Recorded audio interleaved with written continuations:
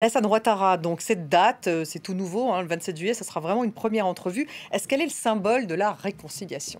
C'est incontestablement, si ça se confirme, une rencontre historique, parce que ce n'est pas seulement la première rencontre depuis le retour de Laurent Gbagbo, ce serait la première rencontre entre les deux hommes depuis plus de 10 ans, depuis cette triste crise post-électorale fin 2010, début 2011. Et donc ce serait vraiment une rencontre historique et ô combien symbolique. Alors il faut un petit peu rappeler comment ça s'est déroulé. Le 31 mars, Laurent Gbagbo a été définitivement acquitté par la Cour pénale internationale des accusations de crimes contre l'humanité, justement pendant cette crise post-électorale. Peu après, Alassane Ouattara a affirmé que Laurent Gbagbo était libre de rentrer. Ça a été long, compliqué, les négociations sur les modalités du retour de Laurent Gbagbo. Finalement, le 17 juin, il rentre en Côte d'Ivoire et il y a eu, apparemment, c'est nos confrères d'Afrique confidentielle qui l'ont dit aujourd'hui, il y a eu une longue conversation téléphonique entre les deux hommes au tout début du mois de juillet, visiblement le 2 juillet.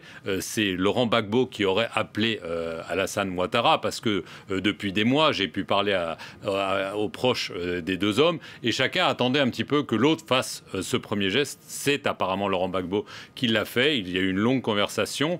Hier, à l'occasion des fêtes de la Tabaski, Alassane Ouattara a lâché une petite phrase en disant que c'était important d'aller vers la réconciliation nationale. Et aujourd'hui, à la sortie du Conseil des ministres, comme si de rien n'était, le porte-parole du gouvernement annonce, oui, bien sûr, les deux hommes vont se voir le 27 juillet à la présidence, ce que m'a confirmé un proche d'Alassane Ouattara. Donc c'est un vrai symbole de réconciliation. C'est un vrai symbole de réconciliation. Reste à voir si cela aura lieu, si ça va déboucher sur quelque chose. Mais c'est vrai que c'est un moment très important dans l'histoire de la Côte d'Ivoire. Alors évidemment, on se demande si Gbagbo a toujours des ambitions politiques.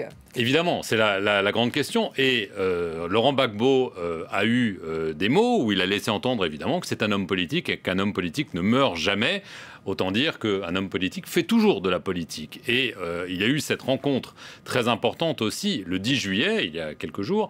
Laurent Gbagbo a été rendre visite à Henri Konan Bédié, l'ancien président, dans son fief de Daoukro. Il avait d'ailleurs critiqué Alassane Ouattara indirectement, en affirmant que le troisième mandat n'aurait pas dû avoir lieu, ce qui a valu une mise au point de proches d'Alassane Ouattara. Donc on voit que Laurent Gbagbo, clairement, est rentré. Il n'a pas dévoilé ses plans, mais on sent quand même qu'il n'a pas abdiqué toute ambition politique. Donc reste à voir ce que les deux hommes vont se dire, s'ils vont ensuite s'exprimer ou pas. Mais c'est vrai que c'est un moment très important dans l'histoire de la Côte d'Ivoire et qui semble indiquer un apaisement. Et ça n'a pas toujours été le cas, tristement, dans l'histoire de ce pays.